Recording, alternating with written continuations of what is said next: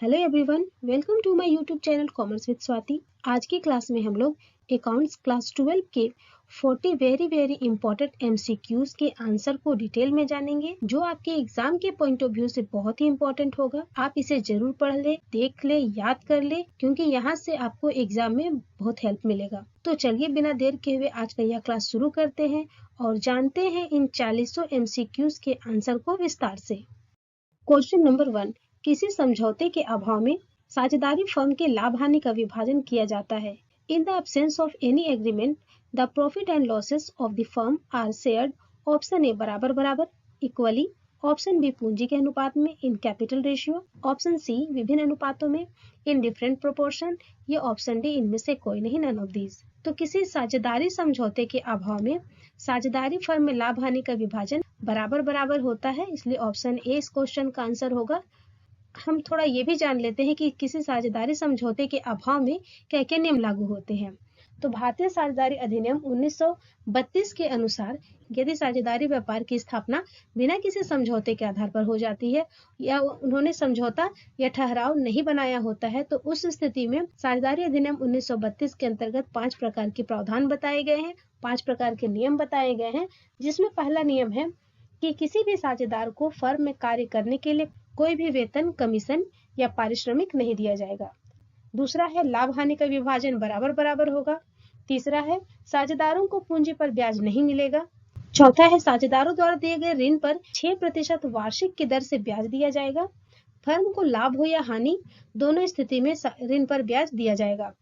और पांचवा है साझेदारों द्वारा किए गए आहरण पर कोई ब्याज नहीं लगेगा। तो इस प्रकार ये 5 नियम लागू होते हैं और इसी के आधार पर हमारा आंसर ऑप्शन नंबर ए होगा।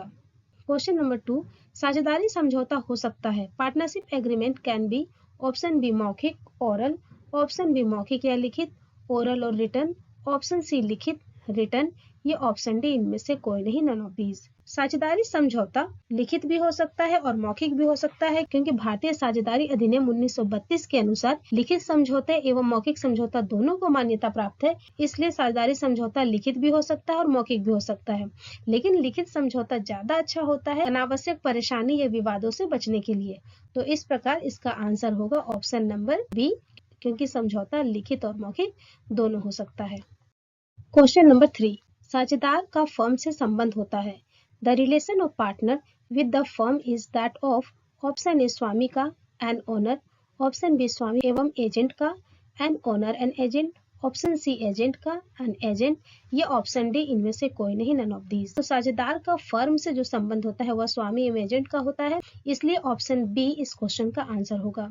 क्वेश्चन नंबर 4, नए साझेदार के द्वारा ख्याति की राशि नगद लाने को कहते हैं। Share of goodwill brought in cash by the new partners is called, option ए संपत्ति एसेट्स, ऑप्शन बी लाभ प्रॉफिट, ऑप्शन सी अधिमूल्य प्रीमियम, या ऑप्शन डी दायित्व लायबिलिटीज। नए साझेदार द्वारा ख्याति की राशि को नगद लाने को यहाँ के पे अधिमूल्य कहते हैं, प्रीमियम कहते हैं, इसलिए ऑप्शन सी इस क्वेश्चन का आंसर होगा। क्वेश्चन नंबर 5, पुनर्मूल्यांकन खाता यह लाभ हानि समायोजन खाता है। रिवैल्यूएशन अकाउंट और profit and loss adjustment account is a, option A व्यक्तिगत खाता, पर्सनल अकाउंट, ऑप्शन बी वास्तविक खाता, रियल अकाउंट, ऑप्शन सी नाममात्र खाता, नॉमिनल अकाउंट, या ऑप्शन डी इनमें से कोई नहीं, नन ऑफ दीज। पुनर्मूल्यांकन खाता यानी कि रिवैल्यूएशन अकाउंट संपत्तियों एवं दायित्वों के मूल्य में हुए परिवर्तन के कारण लाभ हानि को दर्शाता है। इसका संबंध लाभ हानि से होता है और नॉमिनल अकाउंट का संबंध भी लाभ हानि से होता है, क्योंकि हम जानते हैं कि नॉमिनल अकाउंट का रूल है all expenses and losses are debited and all income and gains are credited. तो जिस प्रकार नॉमिनल अकाउंट का संबंध लाभ हानि यानी कि प्रॉफिट एंड लॉस से होता है, ठीक उसी प्रकार रिवैल्यूएशन का संबंध भी एसेट्स एंड लायबिलिटी के वैल्यू में परिवर्तन के कारण जो प्रॉफिट एंड लॉस निकलता है वह दर्शाता है, इसलिए इसका संबंध भी प्रॉफिट एंड लॉस से होता है, इसलिए यह एक नॉमिनल अकाउंट है, इसलिए ऑप्शन सी इस क्वेश्चन का आंसर होगा। क्वेश्चन नंबर 6, कार्य निष्पादक को साझेदार की मृत्यु से देय राशि पर निम्न दर से ब्याज चुकाया जाएगा। The executor will be paid interest on the amount due from the date of death of the partner, option A 4% per annum, option B 5% per annum, option C 6% per annum, या ऑप्शन डी 7% पर एनम। तो इसका answer होगा 6% per annum. जो death partner के executor होते हैं उन्हें जो देय राशि का भुगतान करना होता है, यदि उन्हें देय राशि का भुगतान समय पर नहीं किया जाता है तो और जितनी देर से ये भुगतान किया जाता है तो उसे जितनी अवधि देर से भुगतान किया जाएगा उसे 6% वार्षिक की दर से ब्याज दिया जाएगा और पेमेंट किया जाएगा। इस प्रकार ऑप्शन सी इस क्वेश्चन का आंसर होगा। क्वेश्चन नंबर 7, फर्म के विघटन पर बैंक अधिविकर्ष को हस्तांतरित किया जाता है। On dissolution of a firm, bank overdraft is transferred to option A रोकड़ खाते में, कैश अकाउंट, ऑप्शन बी वसूली खाते में, realisation account, option C bank खाते में, बैंक अकाउंट, या ऑप्शन डी साझेदार के पूंजी खाते में, पार्टनर्स कैपिटल अकाउंट। साझेदारी फर्म के विघटन की स्थिति में सभी आउटसाइडर लायबिलिटी यानी बाह्य दायित्वों को रियलाइजेशन अकाउंट में यानी कि वसूली खाता में ट्रांसफर किया जाता है, इसलिए ऑप्शन बी इस क्वेश्चन का आंसर होगा। क्वेश्चन नंबर 8, कंपनी कौन सी व्यक्ति होती है?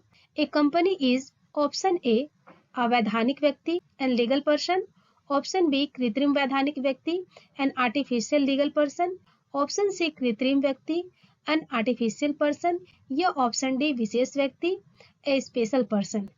तो कंपनी कृत्रिम वैधानिक व्यक्ति होती है क्योंकि यह कंपनी का निर्माण विधान के द्वारा ही होता है और इसका समापन भी विधान के द्वारा होता है। कंपनी अपने नाम से संपत्तियों का क्रय विक्रय कर सकती है, अपने नाम से बैंक में खाता खोल सकती है, अपने नाम से वह अनुबंध कर सकती है। तो इस तरह एक कंपनी जो है वो व्यक्ति की तरह हर एक काम कर सकती है और उसका निर्माण चूंकि विधान से हुआ है इसलिए उसे वैधानिक कृत्रिम व्यक्ति कहा जाता है, इसलिए ऑप्शन नंबर बी इस क्वेश्चन का आंसर होगा। क्वेश्चन नंबर 9, निम्न में से कौन सा से कथन सही नहीं है? Which of the following statements is are not correct? Option A, ख्याति एक फर्म की प्रत्याशित अतिरिक्त आय का वर्तमान मूल्य है। Goodwill is the present value of the firm's anticipated excess earnings. Option B, ख्याति एक काल्पनिक संपत्ति है। Goodwill is a fictitious assets. Option C, ख्याति एक अमूर्त संपत्ति है। Goodwill and intangible assets. Option D, व्यवसाय के स्थान से ख्याति प्रभावित होती है। Goodwill is affected by the location of business. तो यहाँ पे पूछा जा रहा है कि कौन सा कथन है, कौन सा स्टेटमेंट है जो सही नहीं है।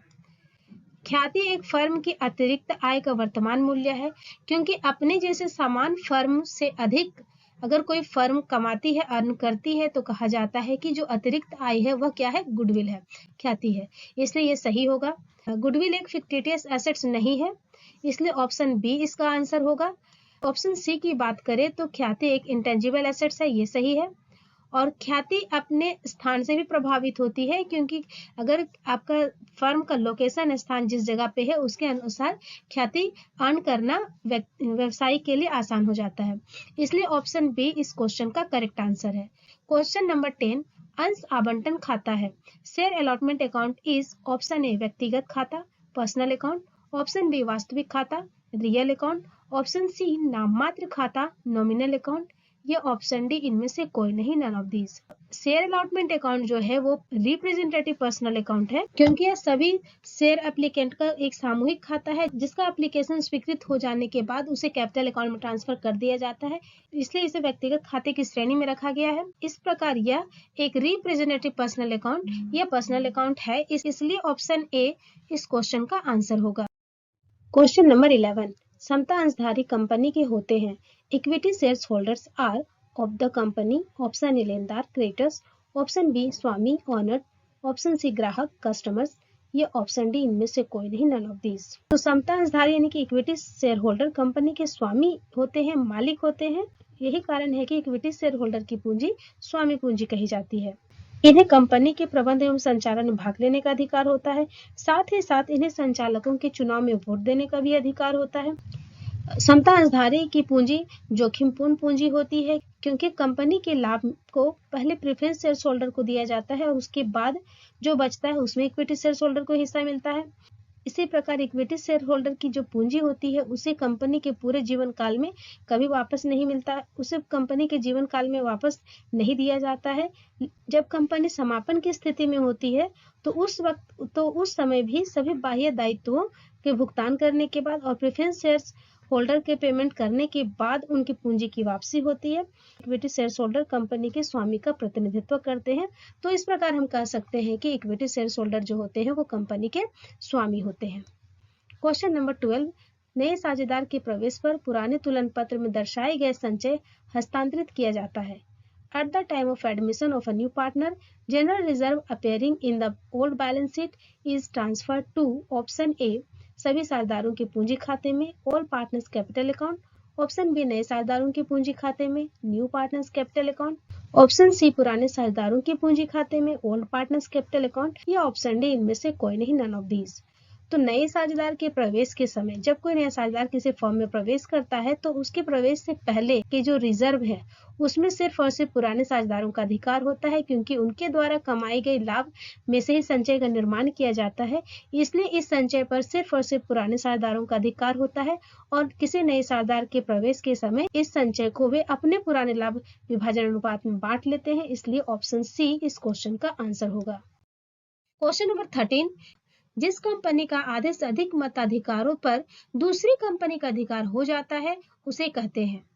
The company whose more than half voting power is acquired by another company is called option A सूत्रधारी company, holding company, option B सहायक company, subsidiary company, option C A और बी दोनों, या ऑप्शन डी इनमें से कोई नहीं, none of these. तो जिस कंपनी के आधे से अधिक वोट पावर किसी दूसरी कंपनी के पास है, यानी कि कंपनी की जो पूंजी है उसमें आधे से अधिक हिस्सा किसी दूसरी कंपनी का है या किसी दूसरी कंपनी के अधिकार में है, तो वह कंपनी सहायक कंपनी कहलाती है। ऑप्शन बी इस क्वेश्चन का आंसर होगा। क्वेश्चन नंबर 14, एक कंपनी निर्गमित कर सकती है। एक company can issue option A समता अंश इक्विटी शेयर, ऑप्शन बी पूर्वाधिकार अंश प्रेफरेंस शेयर, ऑप्शन सी समता एवं पूर्वाधिकार दोनों अंश equity and preference both share, option D इनमें से कोई नहीं, नन ऑफ दिस। एक कंपनी समता अंश भी इशू कर सकती है और पूर्वाधिकार अंश भी इशू कर सकती है, इसलिए ऑप्शन सी इस क्वेश्चन का आंसर होगा। 3, कंपनी में निश्चित दर से लाभांश किसको दिया जाता है? To whom dividend is given to a fix rate in a company, option A समता अंशधारियों को, to equity share holders, option B ऋण पत्र धारियों को, to debenture holders, option C पूर्वाधिकार अंशधारियों को, टू प्रेफरेंस शेयर होल्डर, या ऑप्शन डी प्रवर्तकों को, टू प्रोमोटर्स। तो निश्चित दर से लाभांश देने की बात हो रही है तो यह हमेशा पूर्वाधिकार अंशधारियों को होगी, क्योंकि समता अंशधारियों की जो लाभांश की दर होती है वो निश्चित नहीं होती है, लेकिन पूर्वाधिकार अंशधारियों की लाभांश की दर हमेशा निश्चित होती है। ऑप्शन नंबर सी इस क्वेश्चन का आंसर होगा। क्वेश्चन नंबर 16, निजी कंपनी के अधिकतम सदस्यों की संख्या कहां तक सीमित है? The maximum number of members in a private company is limited to option A 20, option B 70, option C 50, या ऑप्शन डी 200। भारतीय कंपनी अधिनियम 2013 के अनुसार निजी कंपनी के सदस्यों की अधिकतम संख्या 200 कर दी गई है, इसलिए ऑप्शन डी इस क्वेश्चन का आंसर होगा। क्वेश्चन नंबर 17, अधिकार अंश निर्गमित किए जाते हैं। Right shares are issued to option A प्रवर्तकों को उनकी सेवाओं के लिए, promoters for their services, option B ऋण पत्रधारियों को, डिवेंचर्स होल्डर, ऑप्शन सी विद्यमान अंशधारियों को, एग्जिस्टिंग शेयर होल्डर्स, या ऑप्शन डी उपरोक्त सभी को, ऑल ऑफ द अबव। तो सबसे पहले तो ये जान ले कि अधिकार अंश क्या है। तो अधिकार अंश वैसे अंश होते हैं जो निर्गमन के समय कंपनी के वर्तमान अंशधारियों को यह अधिकार देते हैं जब भी कंपनी अपनी प्राथित पूंजी को बढ़ाने के उद्देश्य से नए शेयर इशू करेगी तो उससे सबसे पहले क्रय करने का अधिकार वर्तमान अंशधारियों को होगा, और यह अंश कंपनी के प्रवर्तकों को उनकी सेवा के लिए भी दिए जाते हैं, ऋण पत्रधारियों को भी दिए जाते हैं और विद्यमान अंशधारियों को भी दिए जाते हैं। तो इस प्रकार ऑप्शन डी इस क्वेश्चन का आंसर होगा। क्वेश्चन नंबर 18, ऋण पत्रधारी होते हैं। Debenture holders are the option A company के ग्राहक, customers of the company, option B company के लेनदार, creditors of the company, option C company के मालिक, ओनर्स ऑफ द कंपनी, या ऑप्शन डी इनमें से कोई नहीं, नन ऑफ दीज। ऋण पत्रधारी वैसे व्यक्ति होते हैं जिन्होंने कंपनी को ऋण दिया है और कंपनी को उन्हें चुकाना है। तो इस प्रकार ये जो ऋण पत्रधारी हैं वो कंपनी के लेनदार माने जाते हैं, इसलिए ऑप्शन सी इस क्वेश्चन का आंसर होगा। क्वेश्चन नंबर 19, ऋण पत्रों पर ब्याज की दर होती है। Rate of interest on debentures is at option A 12% वार्षिक, 12% पर एनम, 20% वार्षिक, 20% पर एनम, ऑप्शन सी निश्चित दर फिक्स रेट, या ऑप्शन डी 15% वार्षिक, 15% पर एनम। तो ऋण पत्रों पर जो ब्याज होती है उसकी दर निश्चित होती है। ये 12% हो सकता है, 14% हो सकता है, 15% हो सकता है, या जितना भी निश्चित कंपनी और ऋण पत्रधारी के बीच हुई है। ये कंपनी पर निर्भर करता है कि वो अपने ऋण पत्रों को किस दर से ब्याज देती है। तो ऑप्शन सी इस क्वेश्चन का आंसर होगा। क्वेश्चन नंबर 20, जब्त किए गए अंशों के पुनर्निर्गमन के पश्चात अंशहरण खाते के शेष को हस्तांतरित कर दिया जाता है। Balance of forfeited share account after reissue of forfeited share is transferred to option A लाभ हानि खाता, profit and loss account, option B पूंजी संचय खाता, capital reserve account, option C सामान्य संचय खाता, जनरल रिजर्व अकाउंट, या ऑप्शन डी इनमें से कोई नहीं, नन ऑफ दीज। तो जब्त किए गए अंशों के पुनः निर्गमन के पश्चात अंशहरण खाते यानी कि फॉरफिटेड शेयर अकाउंट का जो बैलेंस होता है उसे हमेशा पूंजी संचय खाता में ट्रांसफर किया जाता है, कैपिटल रिजर्व अकाउंट में ट्रांसफर किया जाता है, इसलिए ऑप्शन बी इस क्वेश्चन का आंसर होगा। नंबर 21, वित्तीय विवरण होते हैं। Financial statements are option A प्रत्याशित तथ्य, एंटिसिपेटेड फैक्ट्स, ऑप्शन बी अनुमानित तथ्य, एस्टिमेटेड फैक्ट, ऑप्शन सी अभिलेखित तथ्य, रिकॉर्डेड फैक्ट्स, या ऑप्शन डी इनमें से कोई नहीं, नन ऑफ दीज। तो वित्तीय विवरण जो होते हैं वो अभिलेखित तथ्य होते हैं, रिकॉर्डेड जो फैक्ट है उसी के आधार पर वित्तीय विवरण तैयार किए जाते हैं, इसलिए ऑप्शन सी इस क्वेश्चन का आंसर होगा। क्वेश्चन नंबर 22, निम्नलिखित में से कौन वित्तीय विवरण विश्लेषण का उपकरण नहीं है? Which of the following is not a tool of financial statement analysis? Option A तुलनात्मक विवरण, कंपैरेटिव स्टेटमेंट, ऑप्शन बी वित्तीय विवरण, फाइनेंशियल स्टेटमेंट, ऑप्शन सी समान आकार विवरण, कॉमन साइज स्टेटमेंट, या ऑप्शन डी अनुपात विश्लेषण, रेशियो एनालिसिस। वित्तीय विवरण विश्लेषण के जो उपकरण है वो 7 प्रकार के उपकरण है, जैसे comparative financial statement, common size financial statement, ratio analysis, cash flow statement, fund flow statement, trend analysis और ब्रेक इवन एनालिसिस। यहाँ पर कंपैरेटिव स्टेटमेंट भी टूल्स है, कॉमन साइज स्टेटमेंट भी टूल्स है और रेशियो एनालिसिस भी टूल्स है, लेकिन वित्तीय विवरण जो है वो वित्तीय विवरण विश्लेषण का उपकरण नहीं है, इसलिए ऑप्शन बी इस क्वेश्चन का आंसर होगा। क्वेश्चन नंबर 23, मांगी गई पूंजी का वह भाग जो वास्तव में शेयर धारकों से प्राप्त किया गया है जाना जाता है। That part of called up capital which has been actually received from the shareholders is known as option A नाम मात्र पूंजी nominal account, option B निर्गमित पूंजी issued capital, ऑप्शन सी चुकता पूंजी पेड अप कैपिटल, या ऑप्शन डी संचित पूंजी रिजर्व कैपिटल। मांगी गई पूंजी का वह भाग जो वास्तव में शेयर धारकों से प्राप्त कर लिया गया है वह पेड अप कैपिटल कहलाती है, इसलिए ऑप्शन सी इस क्वेश्चन का आंसर होगा। क्वेश्चन नंबर 24, समान आकार के स्थिति विवरण में कुल क्षमता एवं दायित्वों को किसके बराबर माना जाता है? In a common size balance sheet total equity and liabilities are assumed to be equal to option A 1, option B 10, option C 100, या ऑप्शन डी 1000। कुल संपत्ति एवं दायित्वों को 100 के बराबर माना जाता है, 100 के बराबर माना जाता है, इसलिए ऑप्शन सी इस क्वेश्चन का आंसर होगा। क्वेश्चन नंबर 25, प्रतिभूति प्रीमियम का प्रयोग नहीं हो सकता।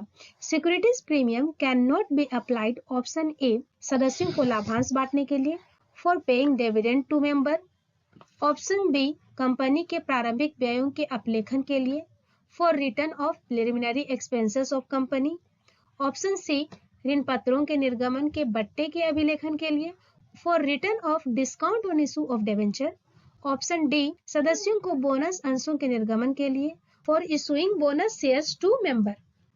तो प्रतिभूति प्रीमियम का प्रयोग नहीं हो सकता है लाभांश बांटने के लिए, इसलिए इस क्वेश्चन का आंसर होगा ऑप्शन नंबर ए।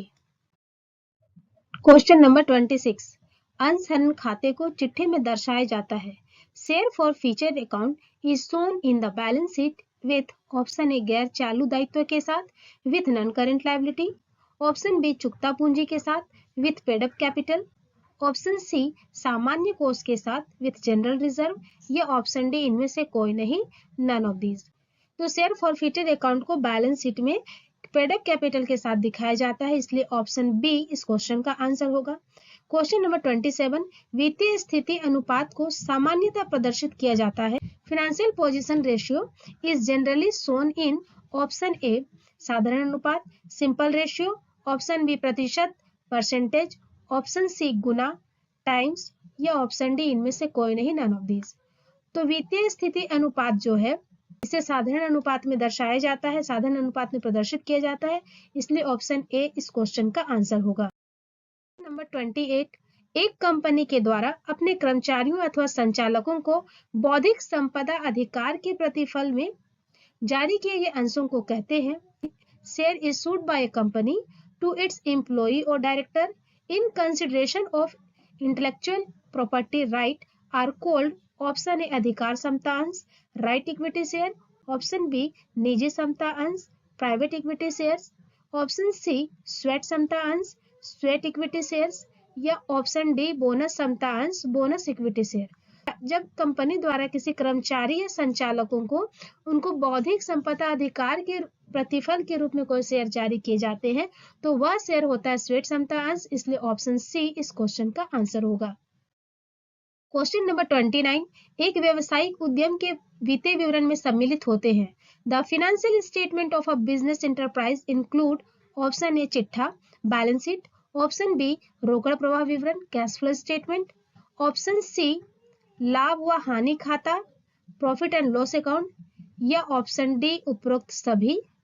तो ऑप्शन डी इस क्वेश्चन का आंसर होगा।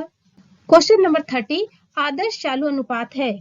The ideal current ratio is option A 2:1, option B 1:2, option C 3:2, या ऑप्शन डी 3:4।